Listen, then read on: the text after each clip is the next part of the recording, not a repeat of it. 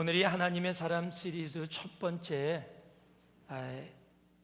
제가 두 번 또는 세 번에 걸쳐서 하나님의 사람, 우리 신앙의 선배들, 신앙의 영웅들의 삶을 통해서 우리의 삶을 돌아보는 시리즈를 시작했는데요. 오늘이 첫 번째 마지막 말씀입니다. 느헤미야를 거쳐서 우리가 엘리야에 대한 우리 하나님의 사람에 대해서 함께 주일마다 말씀을 선포했는데, 오늘이 첫 번째 10번, 다 10개씩 끊어지는데 10번째 우리 엘리야의 마지막 말씀입니다. 그리고 다음 주부터는 이제 또 다른 모습으로 다니엘을 통해서 우리가 또 다른 분들을 통해서 신앙의 선배들을 통해서 하나님의 사람 시리즈 두 번째 시리즈를 여러분과 함께 나누도록 하겠습니다. 오늘은 제가 다시 일어서면 됩니다라는 말씀으로 여러분과 하나님의 말씀을 나누고자 합니다.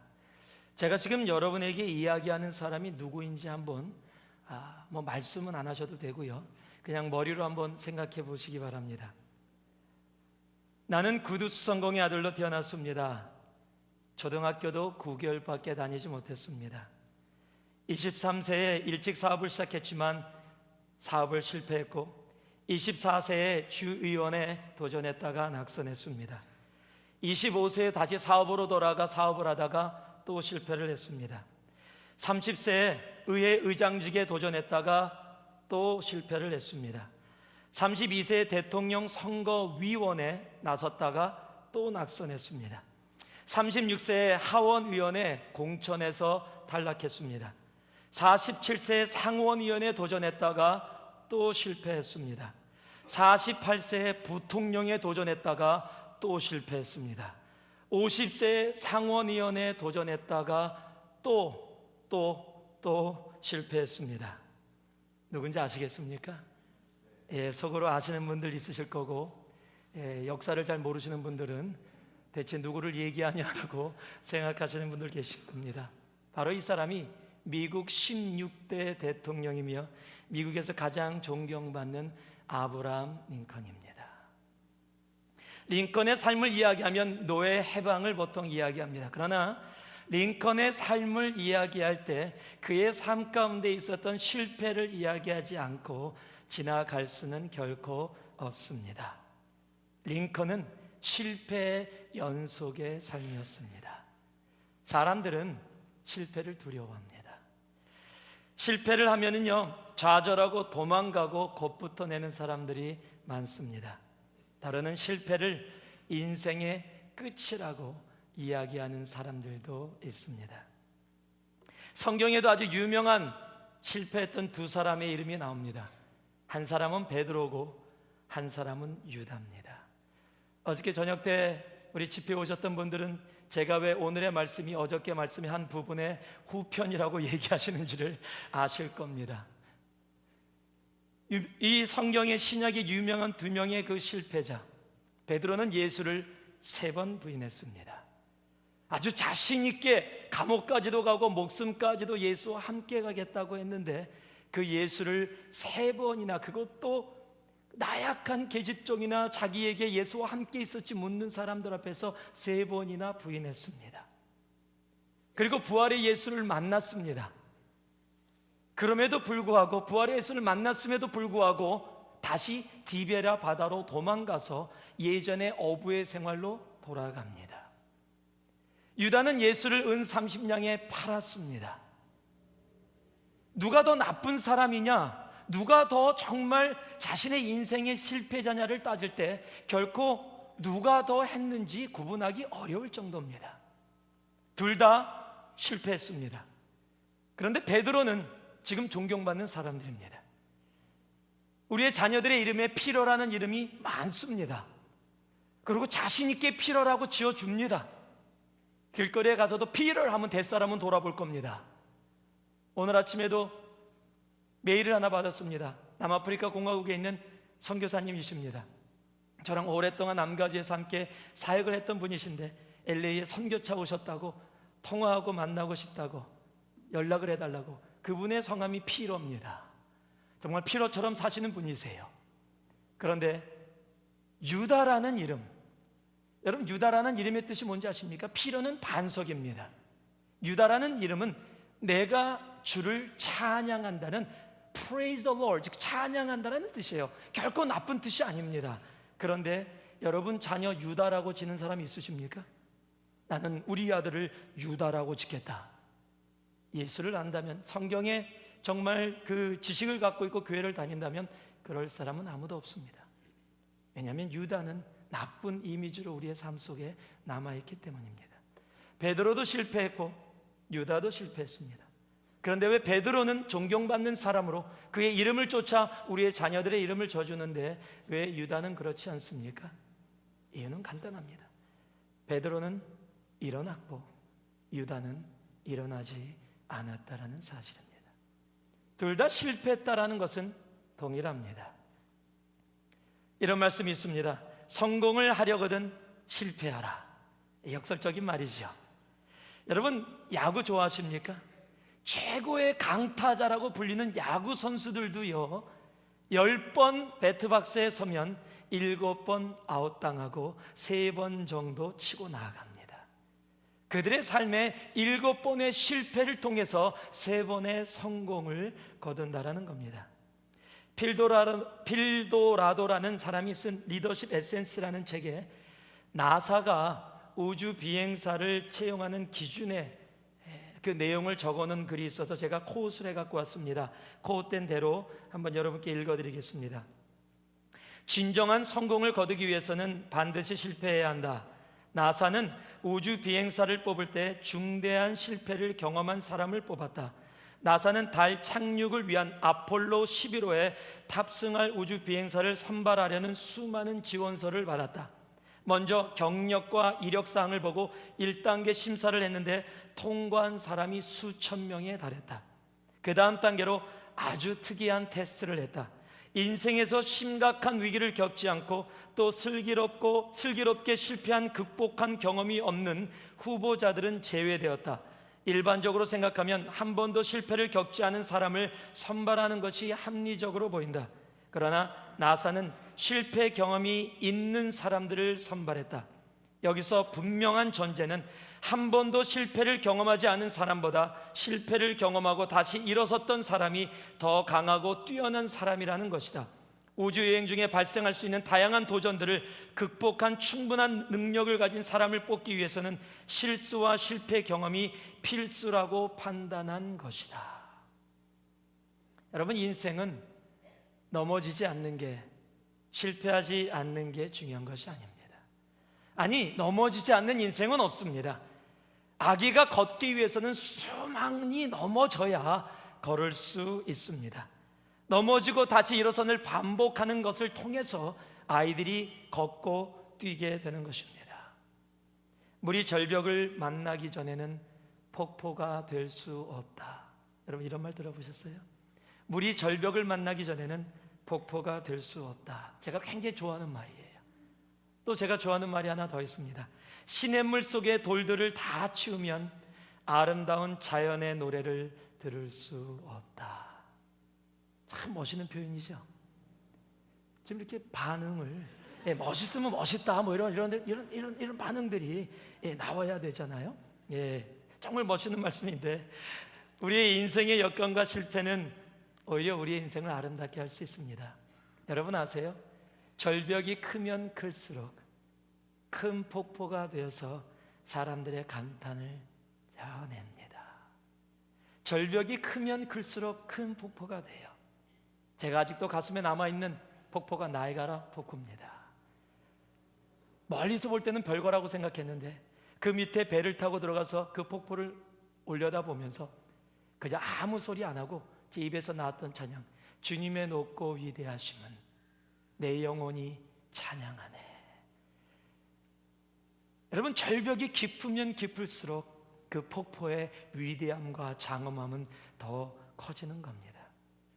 우리 인생에 오는 실패들, 그 실패가 크면 클수록 여러분 아세요? 우리는 더 영적인 나이아가라 폭포가 되어가는 겁니다.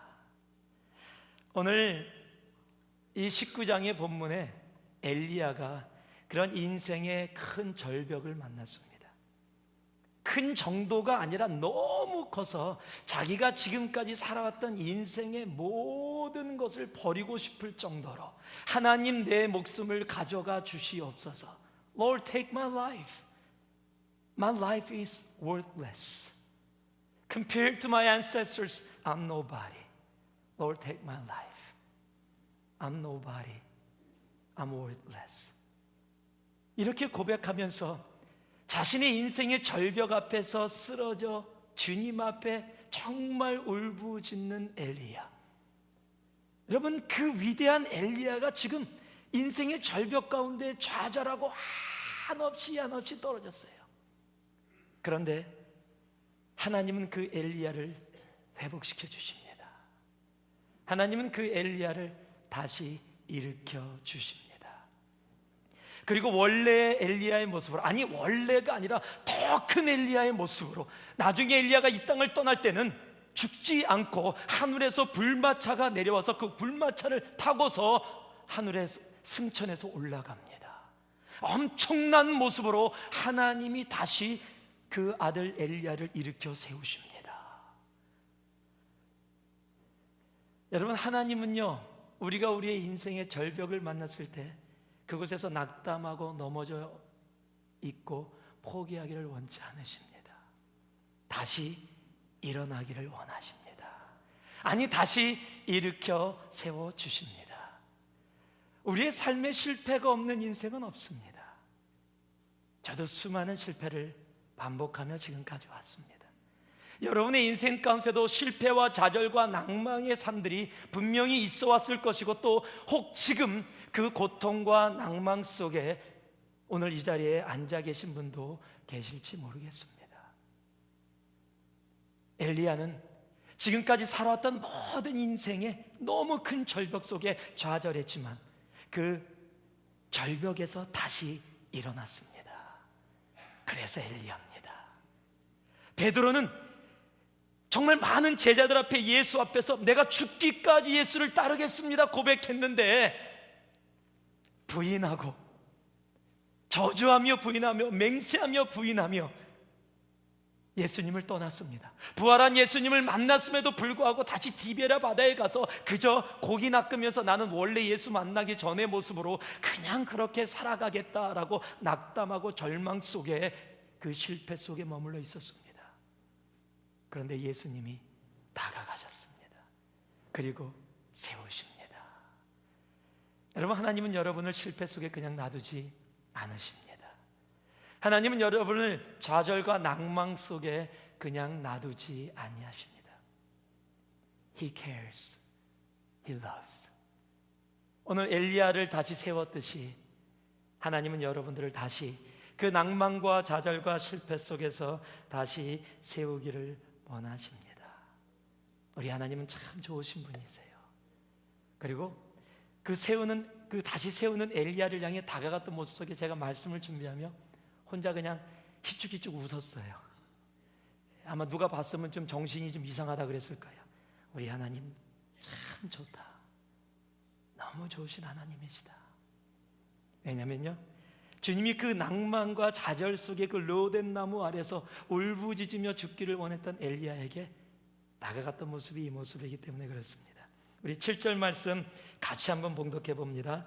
우리 7절 말씀입니다. 함께 봉독합니다.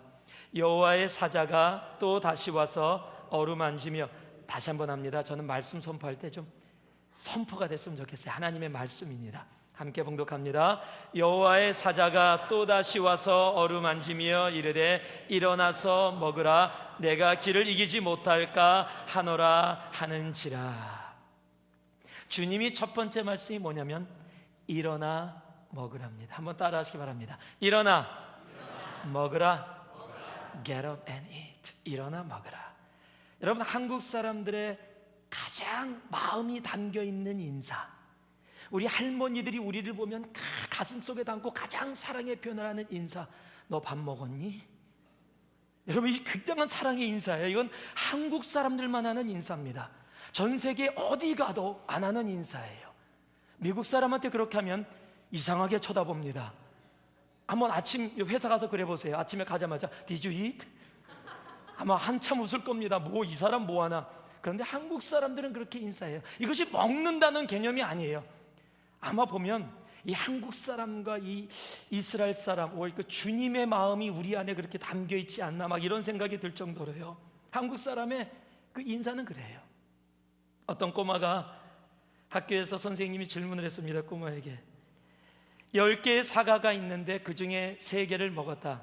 몇 개가 남았느냐? 아주 쉬운 산수 응용 문제입니다. 그랬더니 꼬마가 손을 딱 듭니다. 자신 있게 대답합니다. 남은 건 3개입니다. 선생님이 기가 막혔어요.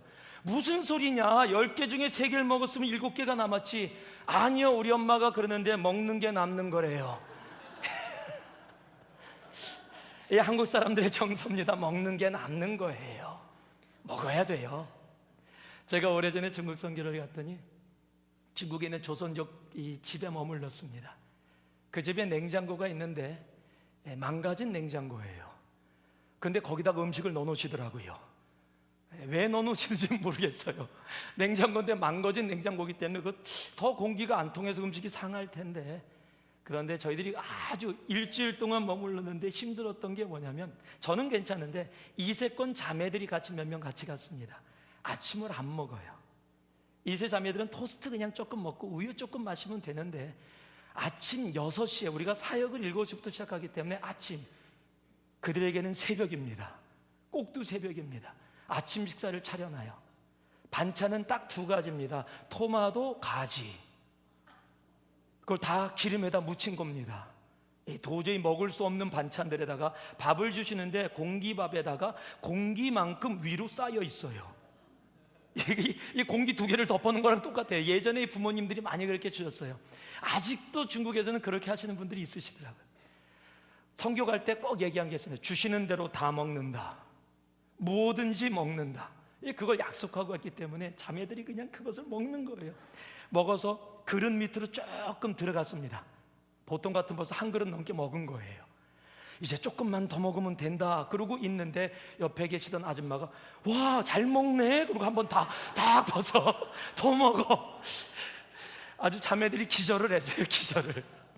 3일을 그렇게 하다가 도저히 자매들이 막 그냥 거의 이 좌절 수준에 선교 더 이상 못하겠다 그래서 제가 그 아주머니한테 부탁을 했어요. 저희 미국이 그래요. 그렇게 해주세요. 아니 그렇게 먹고 어떻게 살아? 그분들이 하시는 말씀이에요. 여러분 아세요? 우리가 사업을 실패하거나 또 우리의 삶 속에 여러 가지 역경과 좌절과 인생의 실패가 오면은 나타나는 현상이 입맛이 없어지는 거예요. 물론 간혹 가다가 거꾸로 입맛이 더 도시는 분들이 계십니다. 그래서 실패하면 더 그냥 엄청 드시는 분들 계세요. 그러나 정말 좌절하면 입맛이 없어져요. 사람이 몸에 병이 들거나 정신적으로 병이 들거나 영적으로 낭망하고 좌절하면, 즉 원래 하나님이 창조한 모습대로 육이나 정신이나 영이 그 자리를 찾지 못하면 나타나는 현상이 입맛이 없어진다는 거예요. 먹고 싶은 생각이 없다라는 겁니다. 여러분 기억하실 겁니다. 제가 병원에 입원했을 때 제가 국수 종류를 너무 좋아합니다. 그 중에서 월남국수 일주일 동안을 못 먹었어요. 제가 병원에 입원하느라고. 병원에 하여튼 입원하면 무조건 금식이에요. 그냥 갖다 그냥 닌겔만 꽂고 항생제 집어넣고 그냥 막 그 병명을 찾느라고 그러는데 아직 저는 다 거의 다 반 죽었었습니다. 근데 이제 너무너무 배고픈 거예요. 일주일을 강제로 금식을 했더니 뭘 먹으냐고 병원에서 먹으래요. 그래서 제가 펄을 먹고 싶다 그랬습니다. 아내가 가서 펄을 사갖고 왔습니다. 펄을 먹으려고 힘없는 몸에서 병석에서 일어나서 먹으려고 딱 하는데 펄 냄새가 딱 들어오고 펄가 입으로 들어갔는데 욱 하고 토해지는 거예요. 못 먹겠는 거예요. 먹으려고 그래도 몸이 받아주지 않고 그 예전에 먹던 펄의 맛이 안 나타나는 거예요. 제가 거기서 깨달은 진리가 있습니다. 먹는 것도 내 맘대로 하는 게 아니구나. 이 먹는 것도 맘대로 되는 게 아니에요. 하나님께서 허락하지 않으시면 먹는 것조차도 이루어질 수 없더라고요. 여러분, 그런데 지금 엘리야가 그런 낭망 속에 있는 겁니다. 그런 좌절 속에 빠져 있는 거예요. 그리고 지금 며칠 달려서 왔습니다. 여러분 지금 어떡하겠어요? 지금 입맛이 없을 겁니다. 지금 낙담과 열등감으로 지금 그 상태에 머물러 있을 거예요. 그 엘리야에게 우리의 주님이 어떻게 다가가는지 아세요? 오늘 읽은 말씀 보니까요, 그가 어루만지시면서 하시는 말씀이, 음식 다 준비해 놓으시고 일어나 먹으라, 일어나 먹으라. 여러분, 이게 주님의 사랑의 마음이에요. 정말 지치고 힘들고 낭망하고 있는 사람, 너 왜 낭망하니? 성경 말씀에 보기를. 그러고 여러분, 그게 아니에요.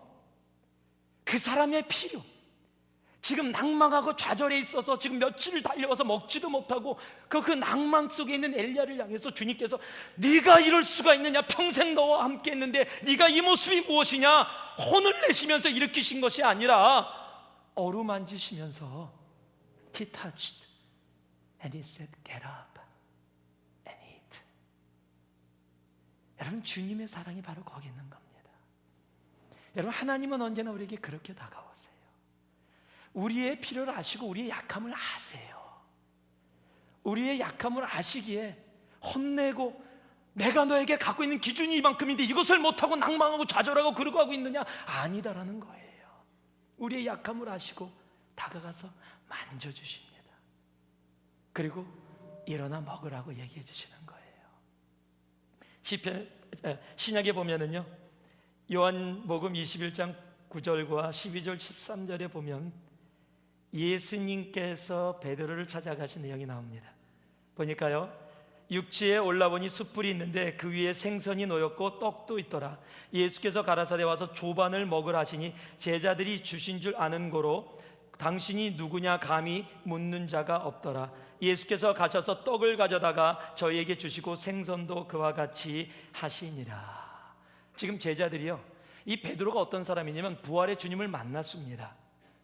그리고 나서도 좌절하고 낭망해서 혼자 그냥 이 디베라 바다, 즉 갈릴리 호수에 가서 고기를 낚으면 되는데, 이 베드로는 리더예요. 혼자 가는 스타일이 아니라 꼭 어딜 가도 사람을 끌고 다니는 스타일이에요.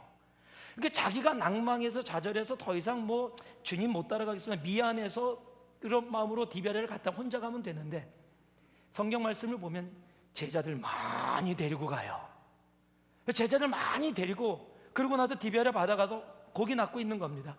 이제는 추억이 된 거야. 예전이 좋았지, 예수와 함께 있었던 시간이 좋았지. 그런데 그곳에 예수님이 나타나신 겁니다. 예수님이 돌아가실 때 3번 부인한 거 예수님이 눈 감아 줬어요. 그리고 부활하셔서 베드로에게 보여주셨습니다. 그렇다면 이제는 베드로가 바뀌어야지요. 이제 베드로가 변해야지요. 보통 사람 같으면 화나야 됩니다. 열 받아야 됩니다. 그래서 일부러 주님께서 갈릴리 호수까지 디베라 바다까지 찾아오셨어요. 그렇다면 베드로가 딱 왔다면 너 잠깐 나 보자, 일리 와봐. 그리고 딱 원상폭격 뭐 이래야 돼요. 야, 네가 3번 부인한 거 내가 봐줬어. 네가 그런데 어떻게 부활한 나를 만나고 나서도 어떻게 네가 너 혼자도 아니고 다른 사람 다 데리고 이 갈릴리 바다에 이렇게 올 수 있냐? 이건 말이 안 된다. 너 따라와. 너 사람들 앞에 좀 창피하면 따라와. 저기 굴 있다, 잠깐 들어갔다 오자. 여러분, 그랬어야 돼요. 그게 정상입니다. 그런데 예수님 뭐 하셨어요? 생선 구워 놓으셨어요. 떡도 만들어 놓으셨어요. 그리고 제자들에게 뭐라고요? 와서 먹자. 와서 먹자. 같이 먹자. 여러분, 이것이 하나님이 우리를 향한 사랑의 모습이에요. 혼내기 전에 우리가 잘못한 거, 실패한 거 가지고 손가락질 안 하세요. 그거 가지고 정죄하지 않으세요. 어루만지면서 먹자. 내가 힘들지? 너 입맛도 없지? 너 좌절감 때문에 고기를 낚으면서도 예전처럼 기쁨이 없지? 이리 와라. 같이 먹자. 그러면서 베드로에게 뭐라고 얘기하세요? 네가 나를 사랑하느냐? 그랬더니 3번 고백을 합니다. 그랬더니 주님의 대답이 뭐예요? 똑같아요. 내 양을 먹이라. 무슨 말씀이에요? 내가 너를 이렇게 먹이는 것처럼 이 마음으로, 이 사랑으로 내 양을 먹이라. 여러분, 이것이 하나님이 우리를 향한 사랑의 모습이에요. 우리를 회복시키시는 아버지의 마음이에요. 계시록 3장 20절에 보면은요, 볼지어다 내가 문 밖에 서서 두드리노니 누구든지 내 음성을 듣고 문을 열면 내가 그에게로 들어가 그로 더불어 먹고 그는 나로 더불어 먹으리라. 우리의 주님은 딴 거 원치 않으세요. 그냥 함께 먹기 원하세요. 우리 주님이에요. 문 두드리면 열어라, 들어가서 먹겠다. 이것이 주님이 우리를 향한 사랑의 모습이에요. 함께 먹자. 여러분, 밥 먹는 거, 생선 먹는 거, 여러분 이것이에요? 아니에요. 그 먹자라고 하는 그 마음의 모습이 무엇이냐? 여러분, 싫은 사람하고는요, 정말 짜증나고 화는 사람에게는요, 모르겠습니다. 한국 속담에 미운 자식 떡 하나 더 준다고 그렇게 주는, 아니 그게 아니거든요. 함께 먹자라고 하는 것은요, 너의 실패를 내가 알고 있다라는 거예요. 너의 아픔을 알고 있다라는 거예요. 그러나 네 육체까지 이렇게 정말 힘들어지고 네 정신이 힘들어지고 네 영까지 힘들어지는 이 모습은 아니라는 거예요. 먼저 기력을 회복하자. 내가 너를 돕겠다. 내가 너를 사랑한다. 와서 먹자. 어떤 목사님이 그러시더라고요. 목회는 목회다. 먹어야 된다는 거예요. 여러분, 주위에 힘들고 지치고 아픈 사람들에게 제가 제일 짜증나는 게 뭐냐면, 너무 지치고 힘들고 아픈데 성경에 이렇게 써 있어. 이거 예전에 네가 하던 말인데 너 왜 이러니? 정신 빨리 차려. 여러분, 그렇게 하지 마세요. 그냥 가서 꼭 한번 껴안아 주세요. 꼭 껴안아 주세요. 같이 눈물 흘려 주세요. 그리고 같이 있어 주세요. 그리고 우리 함께 밥 먹자. 한번 언제 우리 같이 밥 먹자. 아니, 음식 준비해서 같이 가서 함께 식사하세요. 아무 얘기할 필요 없어요. 뭐 나오는 길이 이렇다, 좌절과 실패해서 일어나는 경험이 이렇다, 이런 것도 얘기할 필요 없어요. 그냥 만져주시고 우리 함께 먹자. 우리 주님은 우리의 삶 속에 들어오셔서 그렇게 먹기를 원하세요. 내가 너와 함께 먹고 너는 나와 함께 더불어 먹으리라. 여러분, 주위에 지치고 힘들고 아픈 사람, 아니 여러분에게도 하나님은 동일하게 그렇게 오늘 밥 먹자 그리고 다가오시는 겁니다. 먹자. 자, 우리 옆에 분을 한번 보실래요? 우리 함께 밥 먹읍시다. 예. 오늘도 끝나고 점심 식사하고 가세요. 밥 먹으면서 사랑과 기쁨과 소망이 생겨나는 거예요. 한 번도 저 사람과 밥 먹은 적이 없다 그러면 아직 잘 모르는 거예요. 정말이에요. 가정에서도 자녀들과 매일같이 밥을 먹으면 거기서 사랑이 쏟아요. 그저 아버지가 돈 벌어다 주고 너희는 그냥 알아서 밥 먹고 학교 다니고 그러면 부자 간에도 부녀 간에도 모녀 간에도 사랑이 없어요. 그냥 우리 아버지 가끔가다 오시는 분, 그냥 내가 그냥 저기 학교 다닐 때 돈 대주시는 분, 그거예요. 같이 밥 먹으며 함께 얘기 나눠지는 시간들. 예배 끝나고도 마찬가지예요. 아우, 나는 사람 많은 데서 밥 먹는 거 정말 싫어요. 여기서 따로 만들어 드릴게요. 몇 분들 같이 함께 식사하시고 가세요. 밥 먹으면서 주님의 사랑, 그 하나님이 허락해 주시는 그 주님의 사랑 함께 누릴 수 있는 여러분들 되기를 주님의 이름으로 축원합니다. 우리 8절 말씀 같이 한번 봉독해 보기 원합니다. 우리 8절 말씀 함께 큰 목소리를 봉독합니다. 이에 일어나 먹고 마시고 그 식물의 힘을 의지하여 40주 40야를 행하여 하나님의 산 호렙에 이르니라. 지금 한번 따라 하실래요? 임재를 사모하라. 지금 엘리야가 가는 곳이 있는데요, 그것이 호렙산이라는 곳입니다. 성경은 그것을 신의 산이라고도 부르기도 합니다. 지금 40주야를 달려서, 즉 40일 밤낮을 달려서 지금 호렙산으로 가고 있습니다. 왜입니까? 그 호렙산은요 굉장히 이스라엘 사람들에게 중요한 장소이기 때문에 그렇습니다. 만약에 엘리야가 숨기를 원했다면 지금 다른 곳도 많이 있습니다. 계곡 속으로 다른 산으로 갈 수 있는데 지금 엘리야는 지금 가장 멀리 있다고 느껴지는 호렙산을 향해서 40주야를 달려가는 겁니다. 왜냐하면 그 호렙산이 하나님께서 이스라엘 백성을 애굽에서 구하시고 그곳에서 첫 번째 이스라엘 백성들로 하여금 예배를 받으신 곳이기 때문에 그렇습니다. 또한 그 전에 이스라엘 백성을 구원하는 모세를 부른 곳이 바로 그 시내산 호렙산이기 때문에 그렇습니다.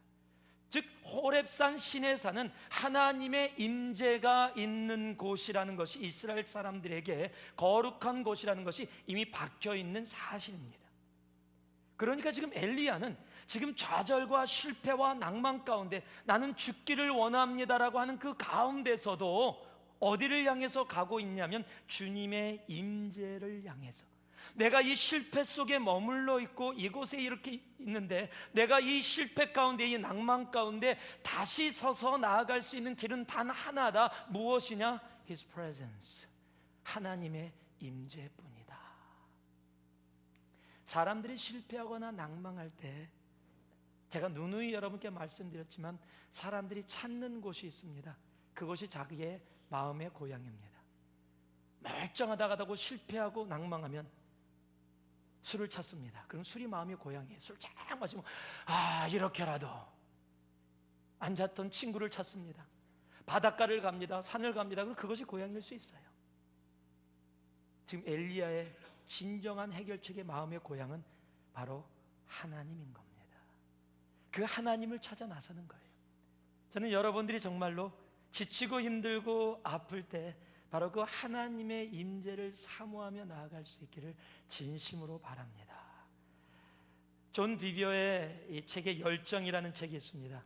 그 열정이라는 책의 타이틀에 그 소제목들인데 소제목 중에 이런 글이 적혀 있습니다. 산으로 가면 당신이 달라진다.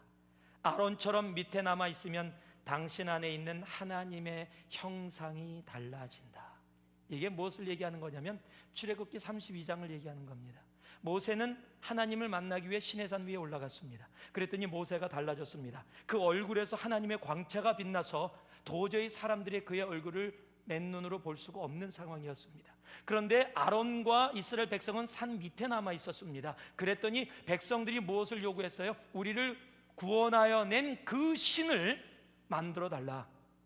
그랬더니 아론이 금부지를 다 갖고 와라. 그리고 집어넣어서 만든 것이 금 송아지입니다. 즉 산 위에 하나님의 임재를 사모하며 갔던 모세는 하나님 앞에 함께 있었기에 그의 얼굴에 광채가 날 정도로 그렇게 변했지만 산 밑에 있었던 아론은 그 마음속에 있었던 하나님의 형상이 무엇으로 변했어요? 금송아지로 변한 겁니다. 여러분, 산 밑에 머물지 말라라는 겁니다. 여러분, 지치고 힘들고 낭망할 때 여러분이 찾아야 될 분은 바로 하나님입니다. 힘들고 어려면요, 가서 나누고 카운슬링하고 기도하고 그러면 제가 정신 차리면 다시 교회 나올게요. 그런 분들이 계세요. 막 너무 안타까워요. 지금 정신을 못 차렸기 때문에 교회 나와야 되는 거예요. 지금 내가 실패했기 때문에 교회 나와야 되는 거예요. 지금 내가 가야 될 길이 어딘지 모르기 때문에 교회 나와야 되는 거예요. 내가 지금 어찌할 바를 알지 못하기 때문에 I don't know what to do, I don't know where to go. Father, I'm failed. That's why we have to come to His presence. 주님의 전으로 나와야 되는 거예요. 내가 내 마음대로 알아서 다른 것으로 회복하고 나오는 자리가 아니라 이곳에 와서 주님의 회복하심을 다시 누리고 만날 수 있어야 하는 겁니다. 힘들고 어려울 때 더더욱 주님 전을 사모할 수 있어야 돼요. 그럴 때 우리 안에 온전히 하나님의 회복이 우리 안에서 이루어지는 겁니다. 여러분은 지치고 힘들 때 어디로 가세요? 예수님이어야 합니다. 마태복음 11장 28절에 보니까요, 수고하고 무거운 짐진 자들아 다 내게로 오라. 내가 너희를 쉬게 하리라. 시편 121편에 보니까요, 눈을 들어 산을 보라. 우리의 도움이 어디서 올꼬? 천지를 지으신 여호와께로다 라고 얘기하는 겁니다. 우리 하나님 뿐이세요. 예수님 뿐이세요.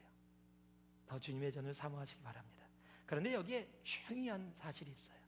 주님이 임재를 사모하며 나아가는데 아주 중요한 사실을 오늘 이 성경에서 말씀하고 계세요. 그것이 11절과 12절에 이야기하고 있습니다.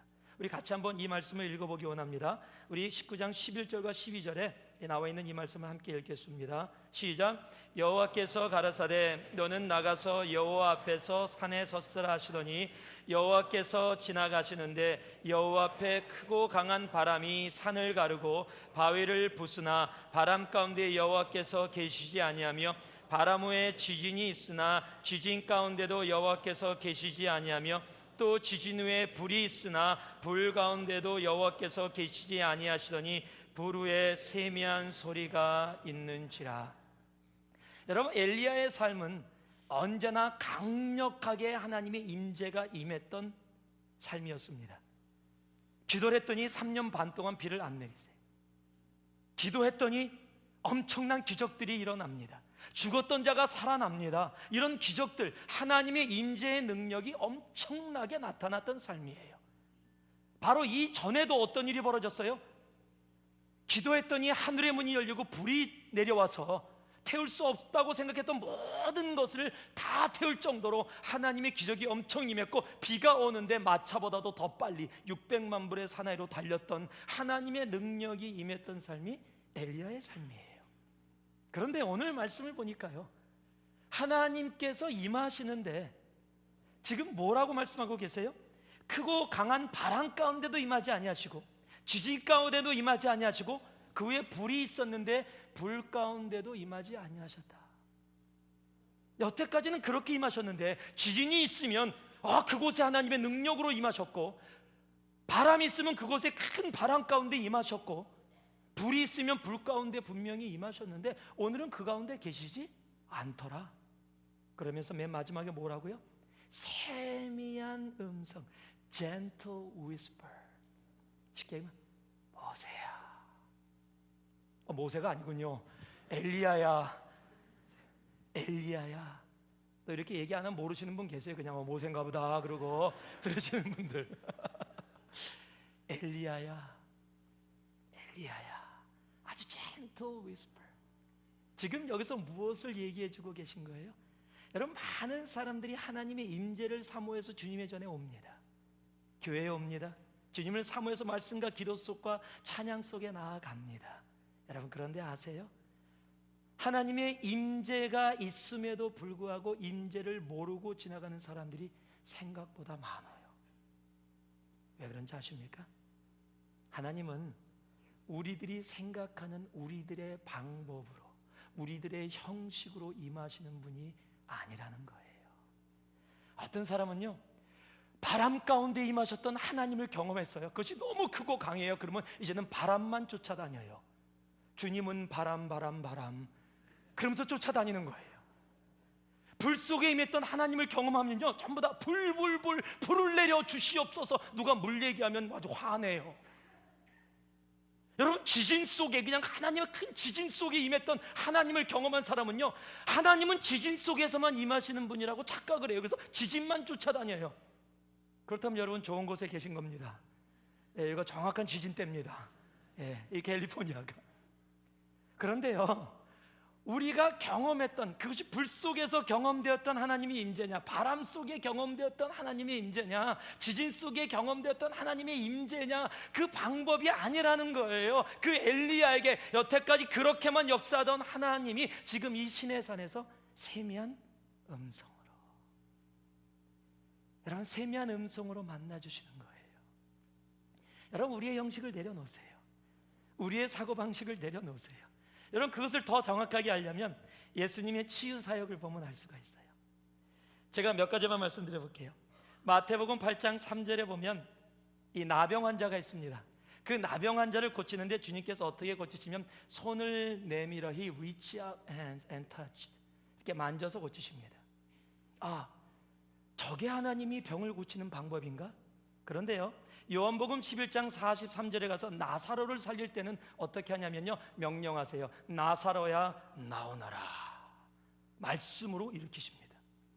마태복음 8장 13절에 갔더니요, 백부장의 종을 고치는데 그 종을 고치는 데는요, 뭐로요? 믿음 때문에 고치세요. 내 믿음대로 될지어다. 그 믿음에 의거해서 그 종이 납니다. 마가복음 7장 13절에 봤더니요, 귀 먹고 어느라지 같이 귀가 안 들리고 말을 할 수 없는 그 사람은요 조금 그래요. 이게 침을 탁 뱉어갖고 혀를 딱 잡아서 이렇게 저 같으면 안 하겠어요. 아무리 예수님 그리고 쫙 해갖고서 야 저건가 보다. 그럼 이제는 전부 다 귀 먹은 사람 덩어리는 팍 뱉어갖고. 그런데요 그 다음에 요게 조금 더한데, 요한복음 9장 6절에 보면 나면서 맹인된 자예요. 이 안 보이는 사람이에요. 땅에 침을 뱉었어요. 이게 흙을 섞으려면 침 많이 뱉어야 돼요. 그래갖고 이 많이 뱉어져야 섞지, 퇴하면 이거 안 섞여요. 근데 성경은요 침을 뱉어 진흙을 이길 정도로 뱉으셨어요. 그렇죠? 뱉어 이 정도 갖고 안 돼요. 칵 해야지 돼요. 그래서 지금 이깁니다. 이기고 눈에 바르세요. 이게 장님이 안 보이는 분이시니까 이거 바른다. 이거 나중에 눈 떠도 이거 주님 이거 너무한 거 아닙니까? 네? 근데 주님이 굉장히 여러 가지 방법으로 고치세요. 왜요? 방법이 아니라는 거예요. 형식이 아니라는 거예요. 바로 주님이시라는 거예요. 더러는 만지시며, 더러는 말씀으로, 더러는 침을 통해서, 더러는 진음에 이긴 침을 통해서, 더러는 사람들의 믿음을 통해서 여러 가지 방법으로 고치시지만 방법이 아니라 바로 고치시는 예수라는 겁니다. 사람들은요 너무 형식에 매달려 있어요. 내가 이 형식이 아니면, 이 모습이 아니면 하나님을 만날 수 없다라고 착각하고 살아갈 때는요 임재가 임해도 지진만 바라보는 거예요. 바람만 바라보는 거예요. 하나님 없다라는 겁니다. 그곳에 하나님이 안 계시다라는 겁니다. 내가 교회를 20년 나왔는데 내가 바람 속에서 20년 전에 한 번 만났고 지금까지 한 번도 못 만났다라는 겁니다. 왜요? 지진 속에서만, 바람 속에서만, 불 속에서만 찾기 때문에 그런 거예요. 하나님은 방법으로 임하시는 분이 아니세요. 형식으로 임하시는 분이 아니세요. 내가 한번 경험했던 그 방법으로만 임하시는 분이 아니라는 겁니다. 하나님은 하나님이 원하시는 하나님의 모습으로 우리에게 임하십니다. 통성기도를 잘 하시는 분들은요 조용히 기도하면 임재가 안 느껴진대요. 주여 외쳐야 임재가 느껴진대요. 조용히 기도하는 교회는 임재가 없는 교회래요. 또 조용히 기도 가운데 정말 깊은 하나님을 체험하신 분들은 통성기도하면 그거는 광신도래요. 하나님이 귀 먹었냐고 왜 소리 지르냐요. 주여 주여 주여 왜 3번씩이나 소리 지르냐요. 여러분 어떠세요? 통성기도할 때 하나님이 임하십니까? 조용히 기도할 때 하나님이 임하십니까? 여러분 통성기도냐 조용한 기도냐의 문제가 아니라는 거예요. 여러분 기억나시죠? 제가 예전에 예언 한번 말씀드렸던 10개, 모세가 시내산에 올라가서 10개를 받으려는데 제가 그런 말씀 드렸습니다. 갑자기 하늘문이 열리고 하나님의 음성이 모세에게 임합니다. 보통 여러분 영화 보시면 하나님은 언제나 베이스예요. 모세야, 하나님의 음성입니다. 근데 모세가 올라갔는데 갑자기 하늘문이 열리고 모세야 어딨니? 그러면 대부분 90% 이상 사탄아 물러가라 아마 그러실 거예요. 왜요? 여러분 하나님을 만나는데 우리는 하나님의 음성은 언제나 베이스. 그러면요 그것이 거룩. 그럼 우리는 뭐예요? 대화도 그렇게 해야 돼요. 안녕하십니까? 이리 와, 뭐 이러면 안 돼. 정말 느끼한 여러분 그 모습으로 다가가야 돼요. 그런데 하나님이 소프라노도 만들었다는 사실이에요. 하이 소프라노도 만들었어요. 여러분 하나님이 우리에게 다가오시는 모습은 베이스만이 아니듯이 우리들이 여태까지 갖고 있었던 사고방식, 나는 이거 용납할 수 없어, 그건 여러분의 문제예요. 우리 하나님은 바람 가운데만 임하셔야 돼, 우리 하나님의 임재는 지질 가운데만 임하셔야 돼 하는 건 나의 고집이에요. 그러면 평생 하나님의 임재 못 느끼시고 그저 드라이된 모습으로 신앙생활 할 수 있다는 거예요. 여러분 그런 불쌍한 신앙생활 하지 마세요. 열으세요. 하나님이 세미한 음성으로 다가오시던, 하나님이 불 가운데 임하시던, 하나님이 지진 가운데 임하시던, 하나님이 큰 바람 가운데 임하시던 그 하나님을 바라보세요. 바람이냐 정말 지진이냐 불이냐가 아니라 하나님을 바라보세요. 하나님, 우리에게 다가오기 원하시는 그 하나님. 엘리야는 적어도 그 세미한 음성을 들을 수 있는, 자신의 삶 속에 처음으로 이렇게 임하시는 그 하나님 가운데 회복이 이루어지는 겁니다. 여러분, 하나님 앞에 그렇게 나아갈 수 있기를 바랍니다. 그 임재, 내 방법 다 내려놓고, 내 생각 다 내려놓고, 내 경험 다 내려놓고, 나에게 세미한 음성으로 다가오시는 그 주님을 만날 수 있기를 바랍니다. 그곳에 회복이 있습니다. 그곳에 하나님이 다시 일으키심이 있는 겁니다. 마지막입니다. 우리 15절 말씀 같이 함께 읽습니다. 시작. 여호와께서 저에게 이르시되 너는 내 길을 돌이켜 광야로 말미암아 다메섹에 가서 이르거든 하사엘에게 기름을 부어 아람 왕이 되게 하고. 한번 따라하시기 바랍니다. 길을 돌이키라. 길을 돌이키라. 이 하나님의 말씀이 뭐냐면요, 하나님의 왔던 길, 영어로는 go back the way you came. Go back the way you came. 다시 말로 하면요, 네가 지금 원래 걸어가던 길에서 벗어나서 다른 길로 여기까지 왔는데 이제 우리의 결단을 요구하는 겁니다. 네가 진정으로 회복되어지기 원하느냐?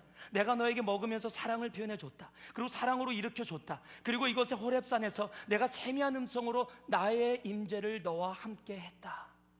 이제 네가 할 바가 있다. 그것이 뭐냐?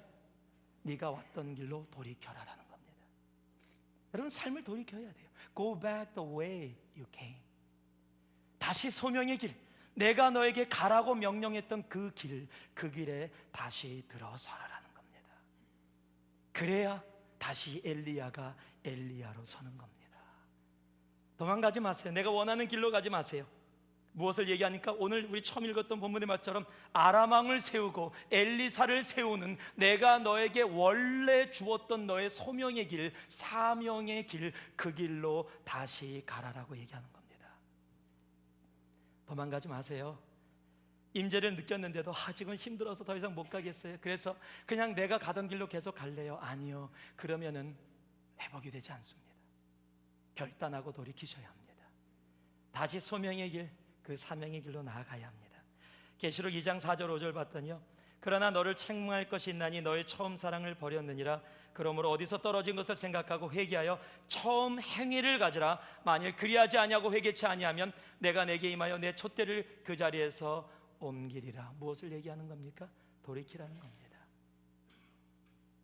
다시 돌이켜서 원래 자리로 돌아가라. 내가 너에게 있으라고 했던 그 자리, 내가 너에게 가라고 했던 그 자리로, 원래의 그 모습으로 돌아가. 나와 함께 엘리야의 모습으로, 너의 모습으로 살아가자라고 얘기하는 겁니다. 여러분이 너무도 잘 아는 누가복음 15장 20절 말씀에 보면 탕자의 이야기가 나옵니다. 거기에 이 말씀이 적혀 있습니다. 이에 일어나서 아버지께로 돌아가니라. 아직 상거가 먼데, 아직 거리가 먼데 아버지가 저를 보고 측은히 여겨 달려가 목을 안고 입을 맞추니. 여러분, 탕자가 밖에서 방황하고 있을 때 아버지는 기다리고 계셨어요. 아버지가 그 마을까지 오지 않으셨다라는 겁니다. 그러나 아버지는 기다리고 계셨어요. 아버지는 그 아들이 그곳에서 방황하고 하는 거 다 알고 계세요. 하나님은 다 알고 계세요. 그런데 하나님이 한 가지를 우리에게 정말 원하시는 게 있어요. 내가 다 해줄 수 있다. 네가 로봇가 되는 걸 원치 않는다. 내가 기다리고 있고 너를 용납하고 그 실패 속에서, 낭망 속에서 너를 세워주길 원한다. 모든 것이 준비되어 있다. 너를 위해 잔치 준비도 다 돼 있다. 그러나 한 가지만 해다오. 일어나 돌이켜서 와라. 여러분, 주님께 나오시기 바랍니다. 여러분, 주님 앞에 나아가면 우리는 주님을 못 봐도 주님은 우리를 보고 달려와서 안아주십니다. 그리고 잔치를 베풀어 주십니다. 그리고 가락지를 껴주십니다. 하나님의 자녀의 권세를 허락해 주시는 겁니다. 혹이라도 내 삶이 조금이라도 다른 곳으로 가고 있다면 돌이켜 주님 앞에 돌아올 수 있는 여러분 되기를 주님의 이름으로 축원합니다. 말씀을 맺습니다. 마르틴 루터가 이런 말을 해서 참 좋은 말씀이라서 제가 책에서 코트해 왔습니다.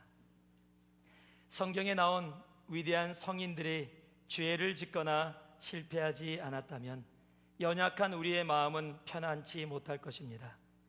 그러나 삼손, 다윗, 그리고 많은 다른 성령 충만한 유명한 사람들이 무서운 죄에 빠졌고 욥과 예레미야는 그들의 생일을 저주했습니다.